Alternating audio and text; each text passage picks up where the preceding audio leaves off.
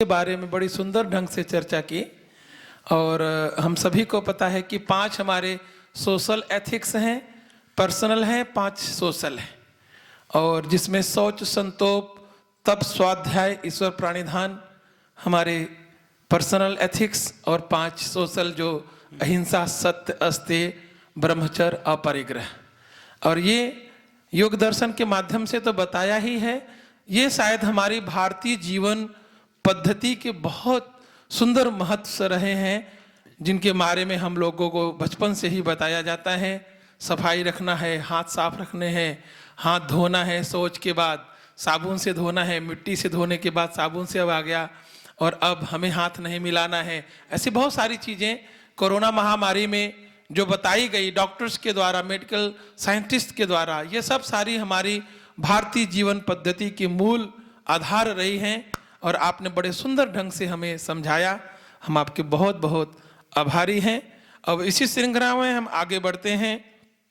हमारे मध्य में भैया श्री सुरेंद्र शर्मा जी, शास्त्री जी जो विराजमान हैं, इनसे निवेदन करूंगा कि ये भी 10 मिनट तक वैश्विक महामारी में भारतीय जीवन पद्धति के महत्व पर प्रकाश डालेंगे।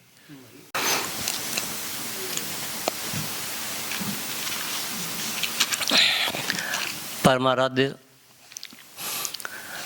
गुरु जी महाराज के आश्रम में उपस्थित सभी संत वृंद एवं मंच पर उपस्थित विद्वानों के चरणों में प्रणाम करता हुआ एवं श्रोतागणों को नमस्कार करता हुआ मैं अपनी बात को संक्षेप में कहने का प्रयत्न करूंगा। जैसा कि विषय का प्रारंभ हो चुका है, ये महामारी की बात चल रही है। महामारी ये कोई पहली बार नहीं आई है, नाम बदल बदल कर आती है। जैसे आपने नाम सुना होगा, 100 वर्ष पहले प्लेग आई थी, बड़े लोग मरे थे। कुछ साल पहले स्वाइन फ्लू आया, अभी भी स्वाइन फ्लू थोड़ा चला था। भैया दिनेश जी बात कह रहे थे ना कि संसार बहुत इस महामारी में मांसाहार छोड़ चुका है। ठीक है, काफ़ी लोगों ने छोड़ा भी है, लेकिन चिंता की बात यह भी है कि यहाँ हम जो बैठे हैं ना, हमारे पास ही बरवाला है, डेरा बसी है। 2.5 लाख मुर्गियाँ तो सरकारी रिकॉर्ड के मुताबिक यहाँ मारी जा चुकी हैं। 2.5 लाख। अगर वो ना मरती ना, उन्होंने तो बेच देनी थी, चाहे बीमार होता हो कि ना होता। वो तो कहते भी रहे अखबार में, नहीं जी कुछ नहीं होता जी, वो तो सरकार ने जाकर मारी। अभी और भी कितनी मरेंगी पता नहीं, अभी वो सिलसिला बंद नहीं हुआ है। मेरा कहने का भाव ये है कि महामारी के रूप बदलते हैं। जैसे आप देखते होंगे हर साल कोई ना कोई तूफ़ान आ जाता है, जैसे सुनामी, और हर तूफ़ान का एक नया नाम रख देते हैं। वो कितने तूफ़ानों के नाम सुन चुके हैं आप, सुनामी वगैरह। ऐसे महामारी प्लेग आई, स्वाइन फ्लू आया, बर्ड फ्लू आया, पता नहीं और क्या क्या नाम आएंगे। इस बार चीन से आ गई, कभी बाहर से आ जाएगी, बाहर से भी आ जाएगी। हमें थोड़ा देखना ये भी है कि क्यों आती है, इसका मूल कारण क्या है, क्योंकि मूल कारण पकड़ेंगे तभी शायद हम इस बार पर पहुंचेंगे कि इसको कंट्रोल कैसे करना है और हमारा क्या योगदान है। एक वेद में मंत्र आता है, बहु प्रजा निरहति मावेश, कि एक बार दुनिया की जनसंख्या बहुत बढ़ गई। क्योंकि लोगों को कई लगता है, जो ज़्यादा आजकल मॉडर्न पढ़े लिखे हैं ना, कि शायद दुनिया की आबादी पहली बार बढ़ी है। हम तो हर काम में जब संकल्प करते हैं ना, तो क्या बोलते हैं, अष्टाविंशति कलयुगे, कि ये कलयुग पहला नहीं है, इस कल्प का भी ये 28वां कलयुग है। यानी इससे पहले 27 कलयुग तो आ चुके हैं। मतलब इस प्रकार की समस्याएं ये दुनिया 27 बार भोग चुकी है। क्योंकि हमारे ज्योतिष के अनुसार इस जो धरती पर जो जीवन आया है, इसको 1,95,85,00,000, आगे संख्या मैं भूल रहा हूँ पर इतनी काफ़ी है, 1,95,87,00,000 आगे साल हैं। इतने वर्ष हो चुके हैं। और अब जो हमारी डीएनए थ्योरी है और जो दूसरी क्या बोलते हैं फॉसिल थ्योरी, ये इसके नज़दीक पहुंच गई है। पहले तो गप कहते थे कि पंडितों का गप है जी 1 अरब। अब इतने पुराने पुराने फॉसिल्स मिल रहे हैं, आपके नाहन के पास हैं। ये आपका जिसको हम क्रॉस करके आए घग्गर, इस घग्गर में 15 वर्ष पहले एक चूहे का मिला था फॉसिल, 2 करोड़ साल पुराना चूहे का। तो चूहा था अगर 2 करोड़ साल पहले, तो इंसान भी तो होगा। तो कहने का मतलब जब जब भी जनसंख्या बढ़ती है तो उसका विनाश होता है, और विनाश के लिए कोई महामारी आती है, क्योंकि एक सामान्य बीमारी जो है वो दुनिया का विनाश नहीं कर सकती। विनाश का मतलब पूरा विनाश नहीं, यानी बहुत भारी नुकसान। तो नुकसान क्यों होता है? क्योंकि आबादी बढ़ेगी तो हमें अधिक अन्न चाहिए। इंसान चाहे कम झीले, भूखा तो नहीं मरता। अधिक अन्न चाहिए, अधिक दूध चाहिए, अधिक फल चाहिए, अधिक सब्जियां चाहिए। फिर हम क्या करते हैं कि जी कैसे उगाया जाए अधिक अन्न। अभी हम पिछले 50 साल में देख लें अपने जीवन का ही, ये पंजाब में गेहूं में जो रासायनिक छिड़काव या खादें शुरू हुई, ये ज़्यादा प्रयोग 1960 के आसपास हुआ है। मुझे अपना स्मरण है कि मैं 6वीं 7वीं में था तो हमारे स्कूल के रास्ते में 2 बोर्ड लगे होते थे, पुराने ढंग की खेती, नए ढंग की खेती, ऐसे 2 खेत। यानी पुराने ढंग की खेती किसको कहते थे? जिसमें ये हम गाय भैंस की खाद डालते थे, इसको पुराने ढंग की। और जिसमें ये नई DDT का छिड़काव, ये नए ढंग की। और वो उनकी जो गेहूं की बल्ली बड़ी होती थी, कहीं ज़्यादा उपज होती है। यानी हमने उपज बढ़ाने के लिए किसका सहारा लिया? रसायनों का, केमिकल्स का, जो कि खराब है। अब वो जो केमिकल है, जब केमिकल हम रसायन चाहे खाद के रूप में, छिड़काव के रूप में जब खेत में डालते हैं, खेत में छिड़कते हैं, उसका कुछ भाग उपज में आता है, उस गेहूं में आता है, उस चावल में आता है, उससे पैदा होने वाले चारे को गाय भैंस खाती है, उसके दूध में आता है।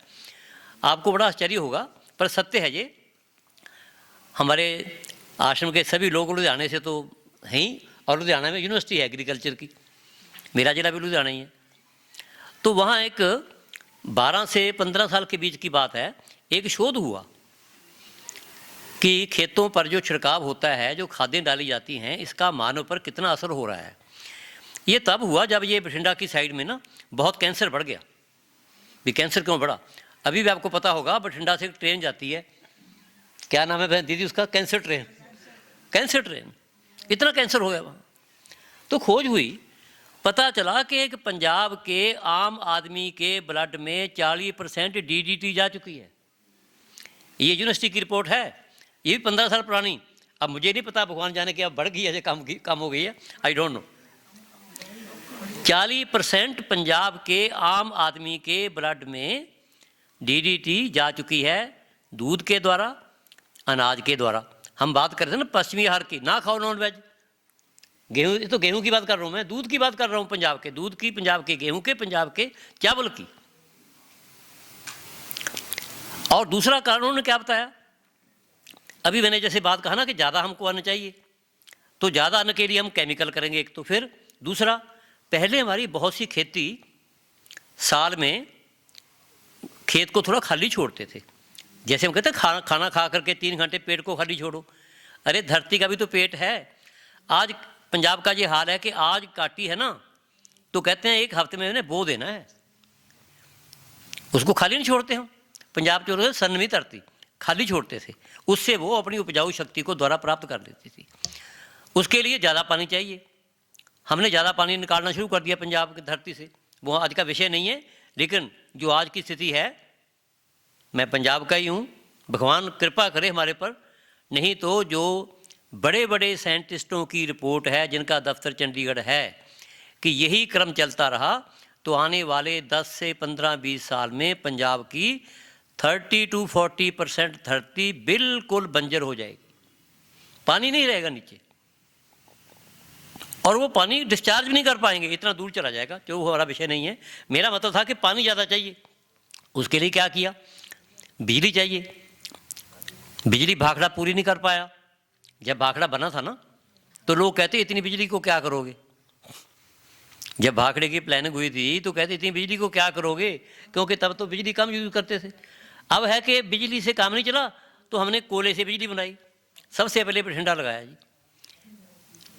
पता उसमें कोयला वैसे जलाओ घर में तो नुकसान नहीं करता उतना, अगर उसकी धुएं को हम बंद ना करें, लेकिन कोयला वहाँ बहुत हाई टेम्परेचर पर जलाया जाता है, उससे यूरेनियम थोड़ा सा पैदा होता है। और बठिंडे में जिन्होंने जाकर देखा है, दीदी ने जरूर देखा होगा, हमारे ओवर वाले ने, तो ढेरों के ढेर, अब तो बंद हो गया वो, ढेरों के ढेर वहाँ राख के हो जाते थे। बठिंडा की हालत ये थी कि अगर आपने कपड़े सुखा दिए ना, लोग अंदर लगे थे सुखाने, तो उस राख उड़ उड़ करके कपड़ों पर आ जाती थी। और वो राख में जब बरसात हुई, वो पानी बह गया, पानी नीचे चला गया, बठिंडा से लेकर मोगा बरनाला तक नीचे के पानी में यूरेनियम चला गया। यानी 2 कारण बताए उसने कैंसर के पंजाब में, एक वो कोयले की राख, ये जो बिजली घरों की, दूसरा ये छिड़कावों के द्वारा जो गेहूं में, चावल में, दूध में ये DDT दूसरे चले गए केमिकल्स। मेरा कहने का मतलब कि यहाँ ये तो बंद नहीं हुए हमारे, हम केवल पश्चिम को ब्लेम करते रहेंगे तो यहाँ भी तो बीमारियाँ पैदा हुई हैं। अब हम आए अपनी भारतीय पद्धति पर कि हमारी भारतीय पद्धति क्या कहती है। उन्होंने इसको सोच लिया था शुरू से ही, इसीलिए हमारी भारतीय जीवन पद्धति केमिकलों के प्रयोग से दूर रही है। और हमारी भारतीय जीवन पद्धति का जो मूल है, सारी बातें ठीक हैं, यम नियम, वो सारा बिल्कुल सत्य हैं, तो उसका मूल केंद्र बिंदु क्या है? वो है भारतीय गाय। आप मुझे बताइए, क्या कोई ऋषि का आश्रम मुझे बता सकते हो जिसमें गाय नहीं थी? कोई बता दीजिए। हमारे इतिहास के महान पराक्रमी और महाभारत युद्ध में कौरवों पांडवों को शिक्षा देने वाले द्रोणाचार्य जी, जिसको मैं अपने हिसाब से कहा करता हूँ कि वो पहले ट्यूशन मास्टर थे, नहीं तो शिष्य गुरु के पास पढ़ने जाते थे, वो शिष्यों को पढ़ाने गए। लेकिन क्यों? क्योंकि गाय नहीं थी घर में। जब गाय का अभाव हुआ, यानी गाय का अभाव हमारे प्राचीन पद्धति में सबसे बड़ा अभाव था, वो बिके नहीं, डरे नहीं। लेकिन जब इतनी स्थिति खराब हो गई समाज की कि उनको एक गाय भी नहीं दे सके, बच्चे को दूध नहीं मिला, तो उन्होंने अपने आप को एक तरह का बेचना था ना वो, कि मैं केवल आपको पढ़ाऊंगा। उसी के कारण बेचारे बदनाम हुए, एकलव्य को ना पढ़ाने के कारण। उनकी तो मजबूरी थी, वो तो कह चुके थे कि मैं केवल कौरवों पांडवों को ही पढ़ाऊंगा। तो गाय, भगवान राम का विवाह हुआ, दान, ठीक है, हम स्वर्ण दान भी करते हैं, भूमि दान भी करते हैं, एक दान आज भी चला आ रहा है, चाहे वो प्रतीक है।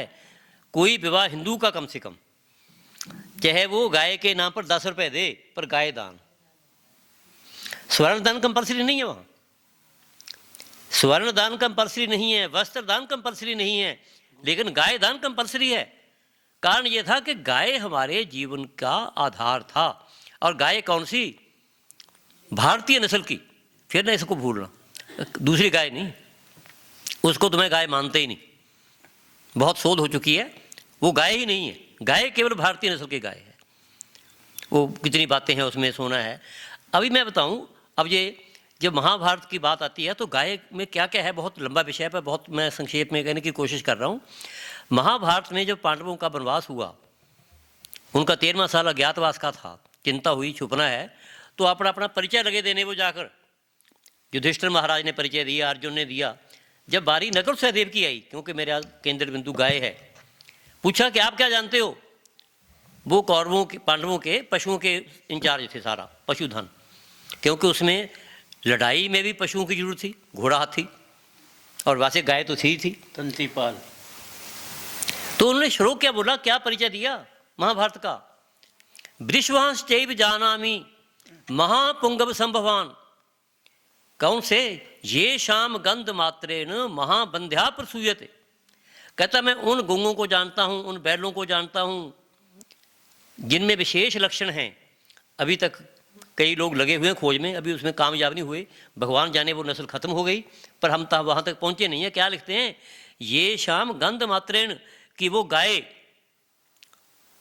वो सांड, वो बैल केवल सूंघ दे, सूंघ, स्मेल मात्र, महावंध्या, जिस औरत के संतान नहीं हो रही, कोई भी कारण हो, महावंध्या पृथ्वी के, मैं जानता हूँ, मुझे पहचान है। नकुल सहदेव की घोषणा है जी महाभारत में।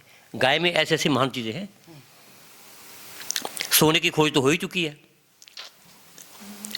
मोदी जी की और 10 बातों की आलोचना करो, मैं एक बात मोदी का बहुत आभारी हूँ, धन्यवादी हूँ, भगवान उनकी बहुत लंबी आयु दे, कि कम से कम एक ऐसा प्रधानमंत्री मिला जिसने गाय के महत्व को पहचाना।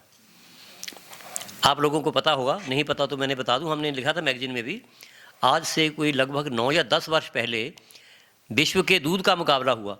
हमें यही सिखाया अंग्रेज़ों ने, भारत की गाय दूध नहीं देती, बड़ा कम दूध देती है, हम छोड़ बैठे इसको, जर्सी गाय ले आए। मुकाबला हुआ हॉलैंड में, दुनिया में सबसे अधिक दूध दिया 58 kg, 58 किलो, नंबर 2 पर 55 किलो। पूछा कौन सी गाय है, कहता भारत की है जी। तब लोग जाके हैं भारत की गाय, तो मोदी जी उसमें मुख्यमंत्री थे, इन्होंने, हाँ जी, गुजरात के, बंदा भेजा वहाँ, बात की, कहते कौन सी गाय है ये, पता चला कि इसकी नस्ल भारत में खत्म हो चुकी है। 1 करोड़ का सांड मंगवाया वहाँ से, कैरेज चार्ज अलग, 1 करोड़, ये 12-13 साल पहले की बता रहा हूँ बात आपको, कि इसको दोबारा रिप्रोड्यूस करो। तो हमारी मेन बात जो थी ये गाय थी, गाय का दूध, गाय का गोबर, गाय का मूत्र, अरे गाय की हड्डियाँ, गाय का मांस। एक मैं बात पढ़ रहा था, वो यहाँ पति पत्नी यहाँ रहकर भी गए, वशिष्ठ जी बेचारे नहीं रहे, उन्होंने मुझे एक किताब दिखाई थी कि गाय को, जैसे आजकल तो ना उसको मारकर चमड़ा उतार कर बना लेते हैं, क्या बोलते हैं, जूते, पर फिर भी गाय का चमड़े का जूता भी दूसरी भैंस के चमड़े से महंगा बिकता है। सबसे महंगा क्या है, काफ लेदर जी, काफ क्या, बच्चा, बछिया काटी हुई। तो कहते थे गाय को अगर खड़ी करके, मरी गाय को मृत हो जाए, अगर खेत में दबा दिया जाए नमक वगैरह डालकर, 10 साल के बाद उसकी ऐसी उत्तम खाद बनती है जो दुनिया के किसी कारखाने में आज तक नहीं बनी। 1 एकड़ ज़मीन जितनी मर्जी बर्बाद हो चुकी हो, वो खाद, एक गाय की खाद 1 एकड़ ज़मीन को पूरी उर्वरा कर देगी, उसको किसी प्रकार की खाद की जरूरत नहीं होगी। तो हम उसको छोड़ बैठे, जो हमारी भारतीय जीवन पद्धति का केंद्र बिंदु था। थोड़ी आशा की किरण भी है कि कुछ लोग लगे हैं उसको जगाने के लिए। अभी मैं, आपने देखा होगा, मैं मोबाइल देख रहा था, कई सोचते होंगे शायद ये गंदी आदत है, मैं ढूंढ रहा था, किसान है एक राजस्थान का, मेरा इंटरनेट चला नहीं यहाँ, उसने घर बनाया है, मैंने उसको देखा यूट्यूब पर, उसने पूरे देसी पद्धति से घर बनाया है। देसी पद्धति से गाय के गोबर से वो वहाँ अन्न पैदा करता है, खेती, सब्जी पैदा करता है, लोगों को बुलाता है, पैसे लेता है, वो कमर्शियल है, और लोग वहाँ जाते हैं बड़े महंगे पैसे देकर। क्या है उस घर में, उसका आंगन गाय के गोबर से लिपा हुआ है, उसकी दीवारें गाय के गोबर से लिपी हुई हैं, बहुत, उसमें मैंने फ़ोटोएँ देखी उसकी, बड़ा सुंदर, आप खुद बनाया उसने डिजाइन करके। उसमें कोई मक्खी मच्छर नहीं जाता, कोई वहाँ एसी नहीं है, कब केवल एक कमरे में एक पंखा। विदेशी लोग भी वहाँ ठहर रहे हैं, आकर रिसर्च कर रहे हैं, भारत के लोग भी ठहर रहे हैं, मोदी जी ने भी बुलाया उसको। वो केवल 3 एकड़ या 3-4 एकड़ के फार्म में इस गाय के द्वारा महीने का 4-5 लाख रुपए कमा रहा है। कहते हैं ना इसमें कुछ नहीं है जी, मिलता नहीं जी। और हमारे में फ़र्क आया है, हमारे शायद दीदी बैठे होंगे जो हाँ बैठे हैं, जो गायशाला गौशाला के इंचार्ज हैं। आज से 20 साल पहले गाय का दूध सस्ता था ना, देसी का, अब क्या है जी, क्यों दीदी, महंगा सस्ता हो, अब महंगा है, क्योंकि लोगों को पहचान हो गई है। बॉम्बे में 150 रुपये है, हमारे जीतपुर में 75 रुपये, 75, 80, 100 तक तो हो गया, क्योंकि अब कम से कम लोगों ने इसके गुणों को पहचानना शुरू कर दिया। शौच की बात थी, तो शौच भी पवित्रता जो गाय के उपले से के राख से आती है। ये तो रामदेव का धन्यवाद करो, कम से कम आपको वो टिकिया बना दी उसने बर्तन साफ करने की, नहीं तो खत्म हो गया था, सारा केमिकल ही थे वो। ये प्रयोग हो चुके हैं, वही जो मैं किसान की बात कर रहा हूँ, वो वहाँ बर्तन साफ करता है गाय के उपले के गोबर से। वहाँ लोग हाथ भी धोते हैं तो गाय के उपले के गोबर से, उसे राख से, विदेशी भी। और उनके टेस्ट हुए कि उन बर्तनों में उससे, उस राख से हाथ धो करके शरीर में, हाथ में कोई भी किसी प्रकार का विषाणु नहीं रहता। तो इतनी, यानी गाय जो थी, जैसे मैंने ऋषि की बात की थी, हवन, जैसे बात की हवन पद्धति की, जीवन पद्धति की, तो ऋषि लोग उसी गाय के दूध को पीते थे, उसी के घी से हवन करते थे। अब तो बुरा मत मानना, हवन तो हम करते हैं, हम बाजार कोशिश करते हैं, हालांकि आप देखो पहले तो मिलता नहीं था, अब भारतीय गाय का घी कम से कम इंटरनेट पर और मिलने लगे है, महंगा है, 1500 रुपये किलो, 100 रुपये किलो। लेकिन जब हवन करना होता है ना, हम कहते हैं ठीक है वो मिल रहा है 500 रुपये वाला, वही कर लेते हैं। अरे गुण तो आएगा ही नहीं उसमें, उस हवन ने जो वाइब्रेशन पैदा करनी है, जो शुद्ध वायु पैदा करनी है, वो तभी करनी है जब उसमें भारतीय गाय का शुद्ध घी हम प्रयोग में करेंगे। डालडा थोड़ा करेगा। वो तो ठीक है, हमारा मन प्रसन्न हो गया कि हमने जी हवन कर लिया।